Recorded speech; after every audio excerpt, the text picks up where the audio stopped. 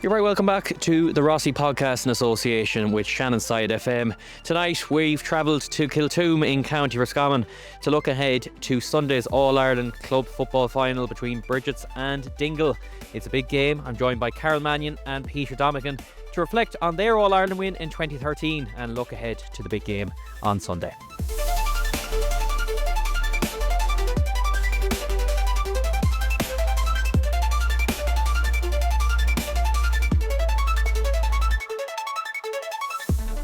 Okay, you're very welcome back to the Rossie Podcast. We're in Kiltoom to look ahead to Sunday's All-Ireland club football final between St Brigid and Dingle. I'm joined by former St Brigid players, Peter Domican and Karol Mannion. Lads, you're very welcome. We're here tonight.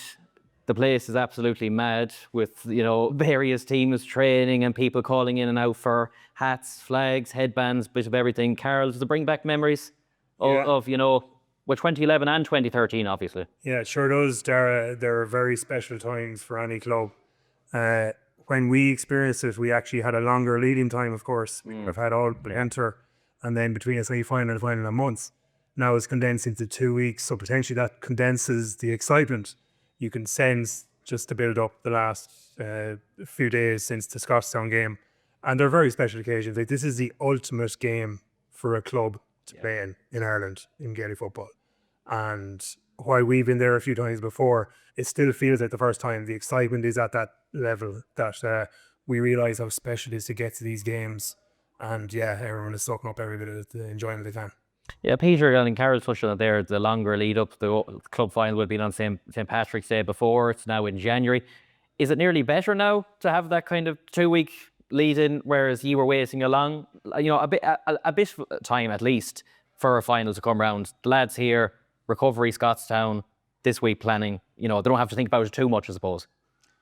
Yeah, it's a tough one, actually. I think maybe we had a bit more flexibility to enjoy our Christmas with the longer lead up time, but it is, as Karol mentioned, 3 months building up to a match, an All-Ireland final. It can be at times difficult to motivate yourself as well to get down to training. But I would say it's probably more of a positive. You can focus in a lot more. It's around the corner. You can continue that momentum that you've built up through the Connacht series and then into the All-Ireland series. There's not going to be any major surprises in terms of tactics, etc. And then also just, continuing the excitement of the journey. I think there's positives and negatives to it. It's probably a good move, especially with the new calendar as well for the county season and the club season, that it's split, and there's obviously more time for club players as well to enjoy their football and get the time that they deserve as well. Maybe that's a question for the players now, but I would say it's probably more of a positive that there's a shorter up time. Well, I'd say the county managers probably like it better. I said if a lot of the Brigid lads were tied up until Paddy's Day, I don't think Mark Dowd and the management team would be probably too happy. Before we get into just the actual game, having you both here, just to reflect on what happened, getting the final in 2011, obviously winning in 2013. Similarities in some ways to what's happening this week. The lads who were playing on Sunday lost an All-Ireland final 2 years. You did the same. You came back to in 2013 then. Can you see the similarities, I suppose, in that way? Yeah, there is certain aspects of the journey this team is on and the journey we were on as a team that are very similar. There are some things that are noticeably different. So, for example, this current team performed very, very well in their first final. We possibly didn't perform at where we wanted to, and it resulted that we didn't really threaten Crossmaglen when we came down the home stretch in that game. They were kind of holding us at arm's length in the way, say, that this current team did to Scotstown last week. Yeah. So I think the performance level in the first final of this current team in 2024 was much better than our one. I think certainly the journey since then for both teams is similar. I can just sense that they're building up to a huge performance. And into intervening year, we obviously went to the Ireland semi-final and lost, but and it was a really, really tough one to take. Same way that I can sense in some of the interviews I'm reading of the current players that lose, it appears that last year really, really hit them hard. And I think now just getting in the car to train, the laser focus on performance that they now have, that they're really building up to a crescendo of a huge performance this Sunday. And I think that's a big scenario the way we did. We really, really were laser focused on the best performance of our careers going into that 2013 final, and we were able to produce it on the day. Yeah, because Peter and Carol's reference there, I've heard some of the players on about the hurt, in losing to Glen in that final and the Pierce's game. Is that a positive that you can use it, to, you have the experience obviously, but to give you that bit of extra motivation because you know what it's like to lose a final and you don't want to be back there obviously as well. Yeah, absolutely. I think it's definitely a massive driver for a lot of the players. I think it also brings a lot of belief to the team that they know that they can do it, and they did deserve to win that final, and obviously didn't see it out in the end. But knowing that they can get to that stage, knowing that they're capable and good enough to win, is it's great to have that in the back of your minds, and that they can go in believing that they can do it again and they can perform at that stage. So absolutely, look, I think it's a really big positive for them, and it's a really big motivator for them. Look, they've worked extremely hard. When we talk about similarities as well, this is a really great group of lads. They stick together. They're all friends. They all go out together. The age profile of the team as well. It's scary, to be honest. And they deserve to be where they are. I definitely think they have the belief. I definitely think they have the quality to win it. And I don't see that as a negative. That's a big driver for them. They have to get it off, that kind of monkey off their back, and I believe they will. And I think they've, as I said, the age profile there, it is scary, and I think they could probably go on, do a lot more for the club. Maybe jumping the gun here a bit, but it's a quality squad. Absolutely. And it's been referenced as well, Karol, the experience. Does that come into it, having played an All-Ireland club final, to know what the day is like? Does it play much of a part when you're actually on the field for that second final? Yeah, it does. I also think it helped the team in 2024 to get to the final that this club had been there before. It didn't feel out of their reach. It didn't feel an experience that they were never going to potentially be in their careers, because they had come from a culture and an understanding in Bridges that we can play in these games. So I think they demonstrated that in 2024, and yes, I think it'll definitely help them the next day on Sunday, because things they learned on the day about the level of performance they needed to get to, and composure towards the end of the game, that while they had a lot of composure towards the end of the game, maybe just a couple of things in that game that when they reflect on, they may want to, they'll probably produce it differently on Sunday. So yeah, it definitely helps that they had that experience 2 years ago. And Peter, I was reading as well, Rory Fallon was on the field playing a half-time during year 2013 final. I think it was under 11s. So, but it goes to show, when you see the club in these situations and playing in Croke Park, it can inspire the next generation. Those underage players that are in the club now, seeing, going to Croke Park, seeing Bridges on the field on Sunday, that's all the inspiration you need to keep playing football. Absolutely. You've probably seen the photo of Bobby Nugent and yes, going around. So there's going to be heroes on this team that my kids and Karol's kids will look up to. Well, maybe not Karol's kids, they go, but my kids will look up to. Success breeds success, and it's testament to the club as well, and the volunteers in the club, and making sure that we have the proper structures, facilities. I know we've come on it already, and how busy it is here. But there's a lot of hard work that goes on in the background and in nurseries, underage, and getting the right coaches in. But it's great to have a senior team playing at the highest level, at the biggest stage. As supporters, as kids experiencing Croke Park. I didn't have too many days when I was younger in Croke Park.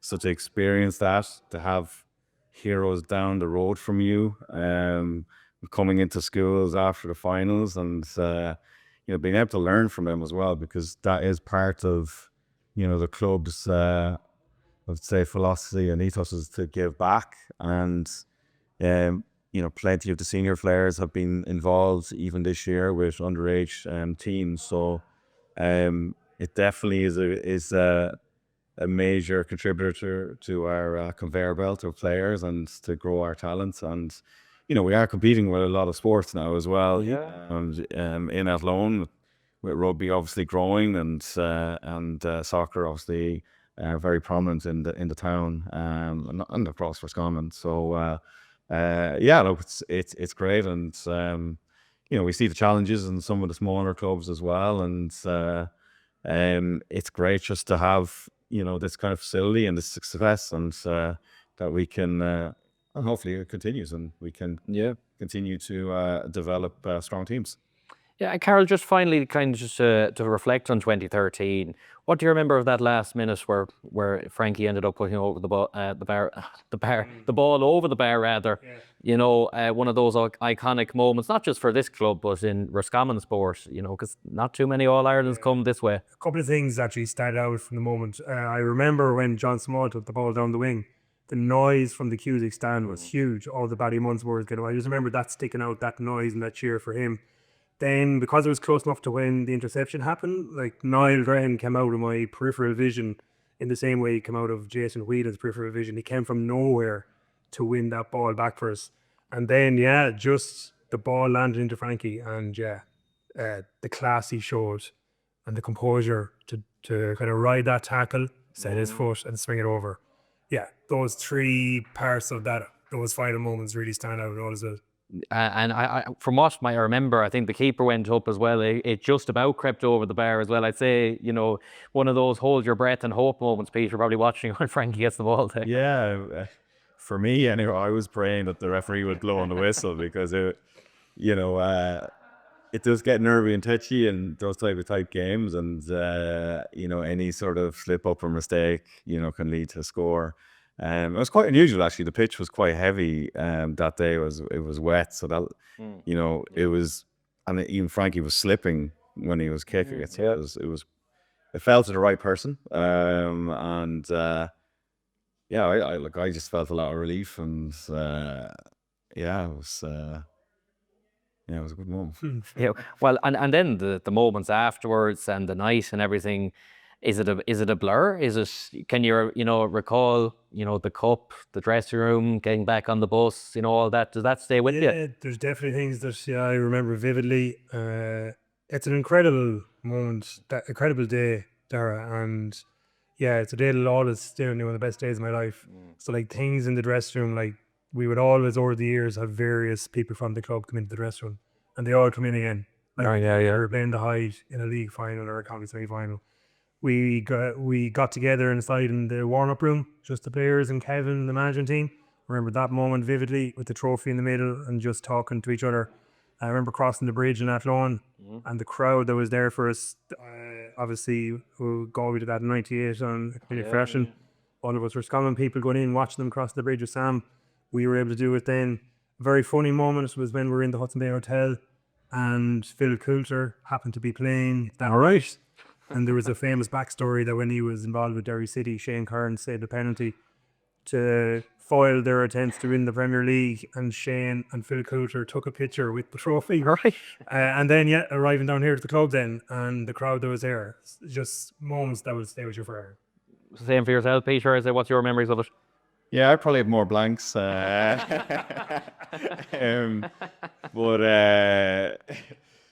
I do actually have a funny story from the night. There's one of our mates from Clonagale, obviously our arch rivals, who attended the celebrations and hasn't lived it down since.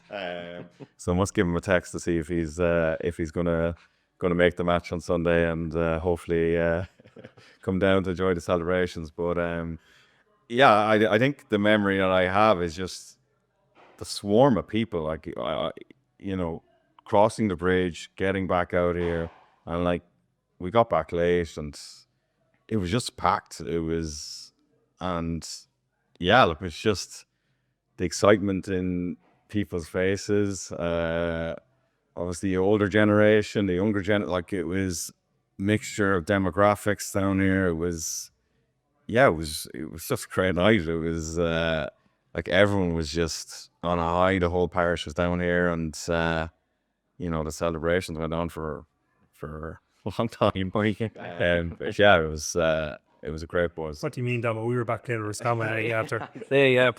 You were. You were, yeah. I wasn't fit to an air. And of course, that was Paddy's Day as well, as it was mad enough already around that night. And before just leaving us, and we've seen this in the AIB documentary. I know Kevin McStay was your manager. Like watching that documentary and seeing the speeches Kevin gave in the dressing room, I didn't think, before I seen that Kevin would be like that. I'd be kind of calm and measured, and maybe be a few others to rally the troops. Was he like that with you? Was these inspiring speeches happening? He had inspiring speeches for motivation. He also had very direct speeches where he would call people out, tell them what they needed to do. I remember him distinctly calling me out a few occasions during that year in the lead up to final about having to perform for us to win. So he was excellent at his communication skills and his emotional speeches. Yeah, they live with me. Damo, I remember the last one he gave here in this room, actually, Darragh, right, before the All-Ireland final, speaking about his love of the red and green, given his background and the colours, how they meant so much to him and how much they meant to us. That was something that from that speech I remember. Yeah, and when he spoke after, actually, in Croke Park in the training room, about how we will bury each other, we will stick together as a group for the rest of our lives. We have this connection, and yeah, a few things like that have always stuck with me there. Yeah, and he was really invested in the club as well, as was his management team, and still are. Obviously, they'll always have this connection to the club, but even going through that year, it was you could see the commitment he had to this group of players. And yeah, I think as well, maybe he doesn't get a lot of credit for, but tactically as well, he's very strong himself and Liam, a great combo, and Benny, and even that move in the final, moving Darragh Donnelly to centre forward, like that changed the game for us. Yeah, no, we've fond memories of that management team, and great respect for them. So that's 2013. We're now 2026, 13 years later almost.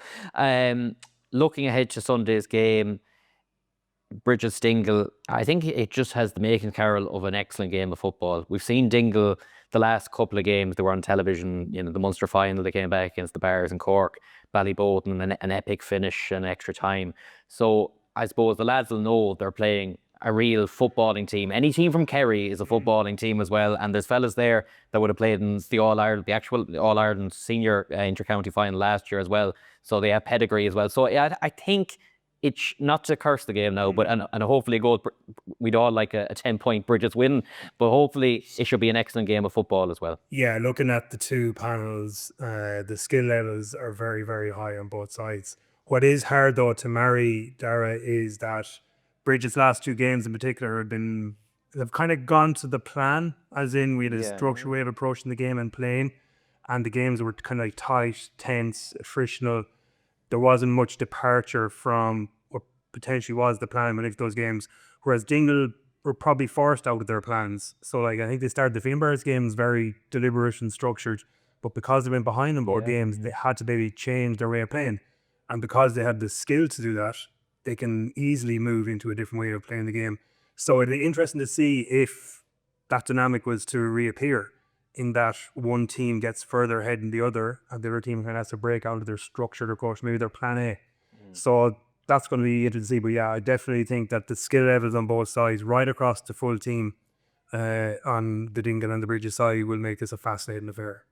Yeah, and Peter, I think, do you know what? I think there's another kick in Bridges as well. I think they played very well against Scottstown for parts of the game. Maybe they'd be probably unhappy with the last 10, giving Scottstown, maybe a route back into the game with a few goal chances and clearances off the line. But I just feel there's actually still more to come. The last 2 performances have been very good, but in a way, I still think there's actually more to come. I don't know what you think on that. Yeah, look, I actually agree as well. I think we've had really strong. I would say we've had really good team performances. We've had some really strong individual performances as well. If you look at Conor Hand, for example, Paul McGrath, Rory Fallon, Brian Stack in certain games, and to be honest, even going through the Roscommon Championship, we stuttered our way into the final. The first final game, the drawn game, was the first time I actually saw a really solid team performance. So yeah, I think if we can get a larger number of players clicking at the same time and maybe breaking into that stronger performance threshold, I think there's definitely more in them. I think I think if we had a performance like Conor Hand, Paul McGrath, Ben up front, it all clicked at the same time, it's kind of, again, I keep mentioning, it's scary what they can do. So yeah, no, I definitely think there's definitely more in them. Yeah, and I think you refer to the Glen game. I thought for 50 minutes that was one of the best performances the Roscommon team have given in Croke Park. It was like they followed the tactics to perfection, and the quality scores, a lovely goal. Brian Derwin got a backdoor cut, and that they'll refer to the ending, and that's what they'll want to rectify. But Croke Park, they played there and they played an excellent game. So again, that shows stands them. Let's be frank about the Glen game. Like, Conor Glass's intervention simply changed the game. Yep. He won the kick out after, broke it down, they got another score. So for just 5 minutes, Glen got the run of Bridges. Bridges responded amazingly after that 5 minutes. They got a point, and then they almost got the equaliser after having such a bad 5 minutes and such an emotional hit that they were going so well for 55 minutes. Got this hit, were like 2 behind, and they still nearly pulled off the draw. And I think that 5 minutes at the end showed the mettle that's in this team. And that's what I think has been one of the things that I've noticed about them ever since. And it's kind of coming out, and you can see as well the way they speak, the method they showed in that 5 minutes shows the determination they now have to get the job done this time. Yeah, and maybe one moment, was it a light bulb moment? I don't know, the Glavies game. Glavies were actually beat Bridget's in the group. I know they were already through, but still no one saw that coming. Is that one of the moments that if Bridget's win on Sunday, you look back to, said, did something change there? Did, I don't know, was it tactics? Was it attitude? I don't know. But did something change after Glavies? I think it was definitely a kick. I still think they nearly actually pulled it out of the bag. Brian Derwin had a shot that hit the post. Glavies went down and scored a goal. I think a massive positive from that game was Sean Trundle, who was struggling with injury up into that game, and he came on and actually had a great game in that Glavies game, and has been, I suppose, a key defender for us since, and has been tasked with marking, I suppose, the opposition's key player since that game. But definitely, I think that was a moment where I said, right, lads, this is not good enough.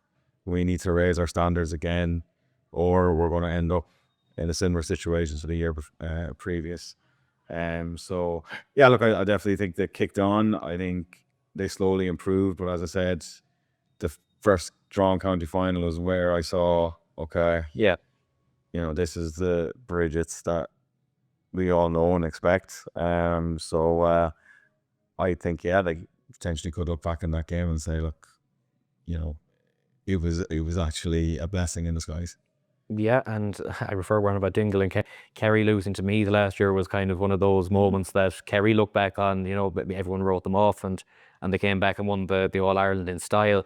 And I suppose for Bridges coming out to Roscommon, the tests you get, like Pearce's in that drawing game had a free at the very end to win the game. And to be honest, maybe with 10 minutes to go, they looked actually, if you're thinking one team to win it, it was going to be Pearse's. So to get those kind of tests in Roscommon is much needed going into a provincial and an All-Ireland series. Darragh, there is an argument that the toughest games Bridges have had this year. Yeah, They get 2 Roscommon finals. Yeah. Like the subsequent games, obviously, my colour at X and D yeah. at the same level as Bridges and Pearse's, same as Scottstown. But those 2 games were incredibly tough. The first one in particular, like, That's a great fan. how Bridges got out of that game. Yeah. And the method they showed for Bryans to actually get that point when they really, really needed it against the wind. They were incredible tests for Bridges to get over Pearse's. Pearse's are an amazing team. They're going to be coming back. You can see the appointments they've made in the last week or 2. That story is not finished. Bridges and Pearse's and others in Roscommon. It's great looking at Roscommon club football now and the strength that is there across the whole championship, right down through the grades. It's very heartwarming. Yeah. And it's fantastic for Roscommon club football, Peter, because when you win a county title like Bridges won this year, it nearly makes it even more satisfactory when you get over a real battle of 2 games against the likes of Pearse's, and then you throw the likes Boyle into the mix. Boyle probably will be saying they should have beaten Pearse's, and Pearse took them an extra time. So there's so many teams there that me thinking, right, Bridges are winning Connachts and that. We're not a whole pile far off them at all. No, absolutely. And, I think we've often said it that, toughest, when we had really strong campaigns in Connacht, the toughest games were in Roscommon. You could argue that was because, I suppose, teams knew us well or the quality, but I certainly think the club scene is really strong at the moment, and Pearse has showed that as well when they get out of Roscommon. They've won Connacht titles, and they can get further down the road in the competition. So definitely it should be something that other clubs in Roscommon are looking at and saying, look, if Bridges can get to that standard, why can't we? But yeah, I think the club scene is in a good place at the moment. I think there's a lot of competition, and yeah, hopefully that continues as well, because it obviously augurs well for the county team as well, that we have a high quality club championship. Absolutely. I'm going to split this next part into 2. I'm going to let you talk about defence and midfield onwards, and that might be best. We'll start with the front 6 and then the midfield behind. It probably picks itself, maybe one player. It's either maybe Mark Daly or sending Kilbride or another forward to start. I know Mark Daly started against Scottstown, maybe to match up with that bit more physicality Scottstown brought around the middle. He went off injured. I think he's okay. So what would you expect there? Because again, we're reflecting 2013. I know Sennon's got so many headlines, but it's incredible to think that Sennon's going to be lining out or get on the field. Karol's going to talk out. It's a pretty hard one to call, actually. Yeah. I think a lot of it depends on what balance the management want to strike and where they think they can hurt Dingle. Whether they want the extra body around the middle to dominate possession with the strength of the Dingle have there with Mark O'Connor and Billy O'Sullivan, or if they want to just change the dynamic up front, potentially keep Dingle sitting back a bit more, showing more threat. I could see both options happening, Darragh. I think it all just depends on what where the management come down on, where they think they can hurt Dingle more. So that is a difficult one to call, to be honest. Yeah, but the forwards, they've all had moments. Like say we touched on Conor Hand for the Connacht final, and Brian Derwin came up with clutch for the goal against Scottstown. Maybe you're looking at the semi-final performance, and again, this could be a positive. Ben O'Carroll, who's the star name, we'll say, in the forwards outside of this club, and Roscommon, everyone looks at Ben as the name. Probably didn't have one of his better days, but that's nearly, in a way, good that they won without Ben being at his best as well. Yeah, so if the British manager are going to this game looking at the Dingle forwards, they're obviously going to focus on certain forwards a little bit more than the others. Obviously, they have a very, very good forward line, so they have to think with everyone. It's the same in reverse. Like when teams are looking at Bridges, they identify the forwards where they think they need to exert the most pressure. That sometimes changes from game to game, depending on who they see on the video leading into the game. And in the kind of final, Conor Hand seemed to have more space and maybe less pressure on him. Yeah. He had a bit more on him in Scottstown, whereas then Brian Durbin and Bobby Nugent tended to have more space. Yes. Thankfully, we have a spread of quality up front that if a team is putting more focus on certain players, it does free up the space for others. So I think that is one advantage that Bridges will have going into the game. Yeah, Peter, from a defensive point of view, I think that last 10 or 15 minutes, even though Scotstown got a few goal chances, I thought it was an exhibition of how to tackle, near hand tackling. Pierce Frost coming back in was a massive plus. The goal line clearances for Rory Fallon, Sean Trundle, the lads would have to be very happy with their work against Scotstown, especially at the back. Yeah, absolutely. I think probably going into that game, they were I think the whole team were probably very conscious of the threat Bacon had with his long range frees. And I think some of the commentary after the game was, Brigid's had the discipline of a county team in terms of their defending. And yeah, I think there's probably some criticism around the defence coming up to that game that we leaked some goals and we were open. So I think it was definitely a more solid performance. I think the matchups went very well. And yeah, look, I think they put on a great display and very disciplined, didn't give away too many frees. I think they just stuck their head in as well. And, I think everyone has seen the clips of Sean Trundle pulling off a wonder save as well. And look, there's obviously still improvements that can be made. I think probably they won't be happy with the last 10 minutes. I think a lot of people are blaming, the kickouts, but I think there was probably something that they'll focus on is breaking ball. And, if we are in that position again, how do we ensure that we gain possession on kickouts? So having a better maybe plan and strategy for that.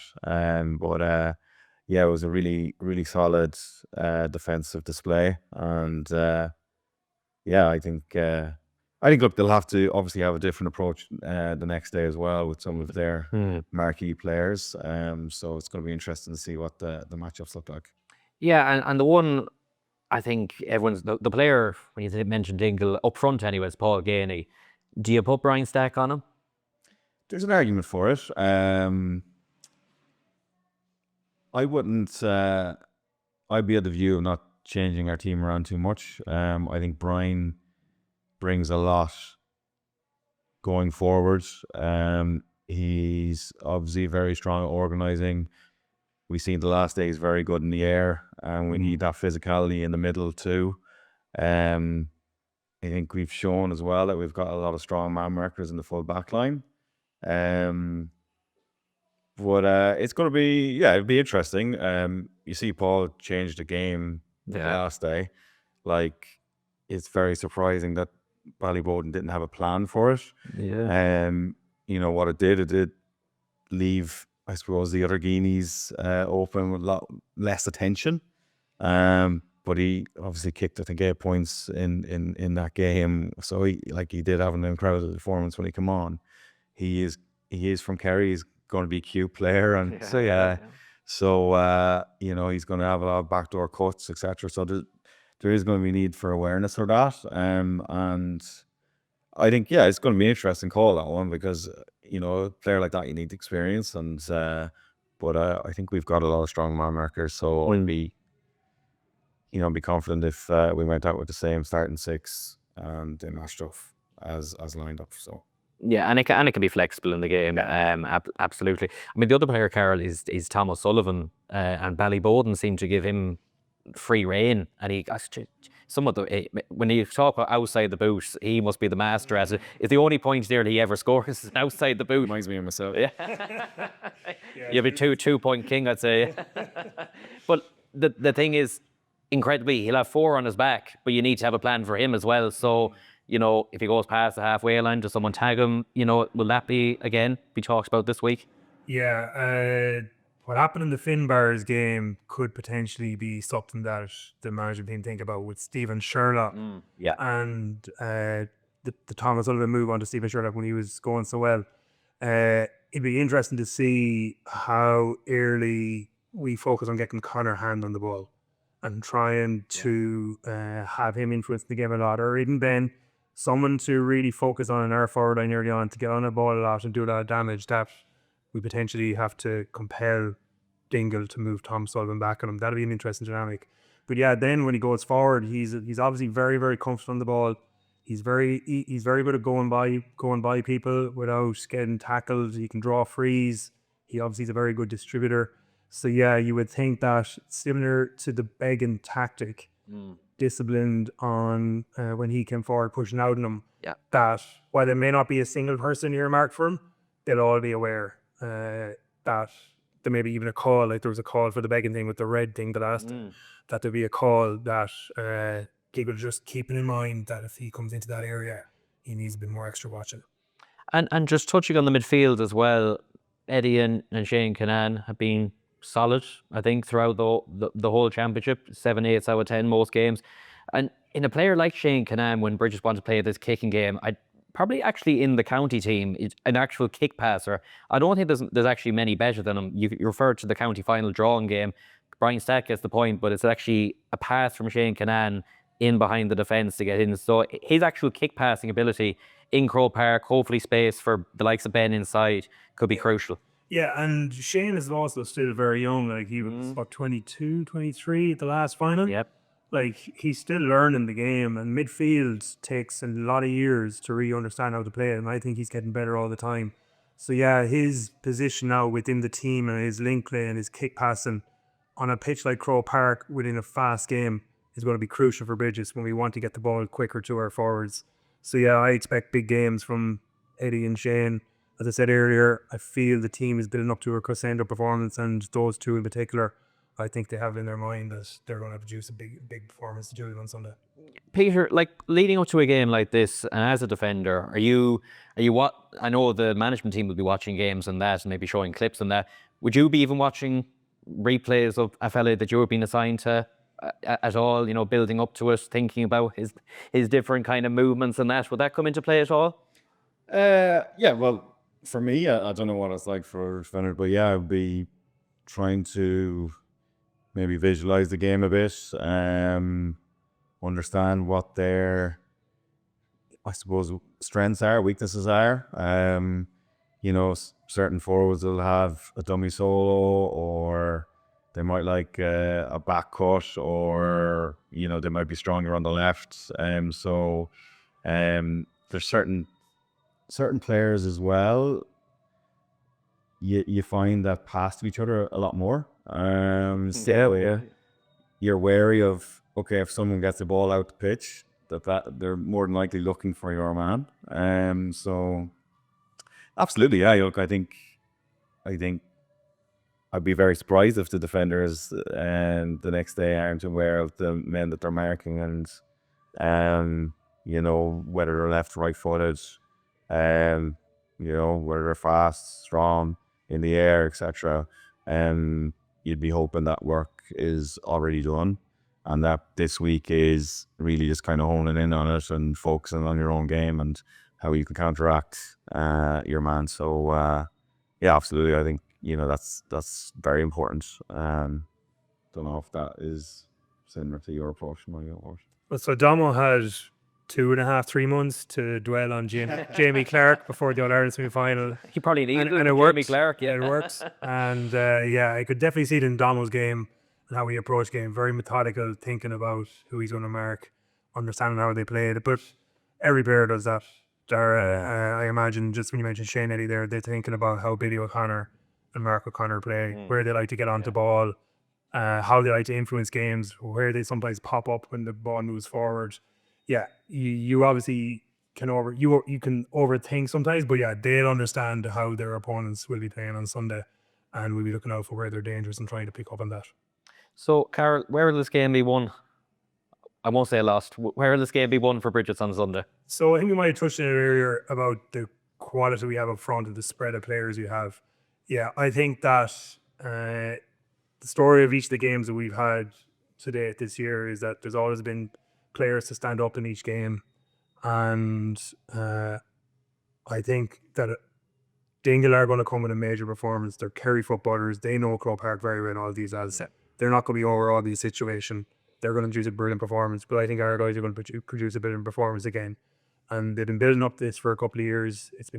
They've showed it in the games recently that they're ready to produce their best game in this game coming up. And I think that, yeah, just that determination they've showed, the method they've shown in tough situations, and the spread of players we have up front, I think that's going to get us over the line. Yeah, Peter, we were on about it. I get the feeling, fingers crossed anyways, a big performance is coming on Sunday, but it will be a close game. I was looking at the bookies odds at the time of recording this. It was like 51-49 in Brigid's favours. So it will more than likely turn out to be a close game. But if Brigid's put in that big performance, all you want to be is down the stretch with 5 minutes to go to have a shout.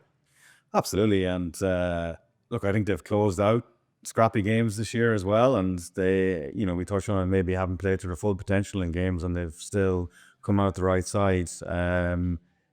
And yeah, again, we touched on individual performance, but every game someone else is stepping up. And, this could be again someone else's day that'll step up, man of the match performance, etc. So, I think...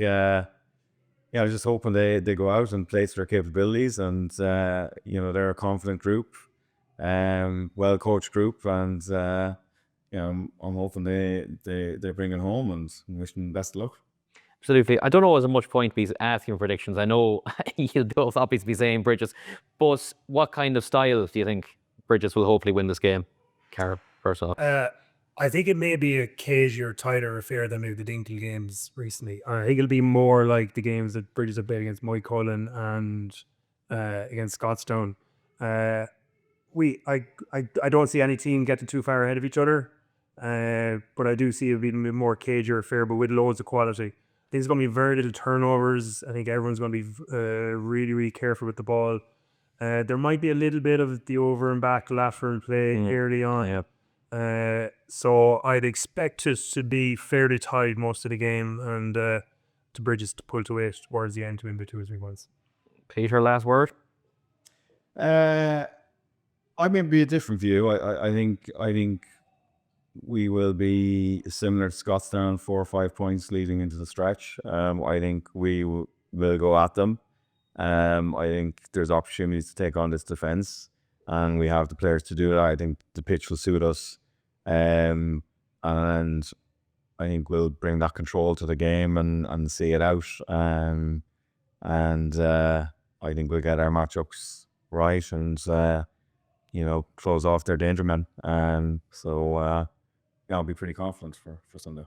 Well, look, everyone in this area, South Roscommon and Roscommon in general, fingers crossed for Sunday that the couple will be coming across the Shannon. And maybe I might be seeing you here Sunday night or something for a drink or two. But lads, thanks very much for joining me. Just a reminder, this podcast is available on YouTube, Spotify and Apple Podcasts.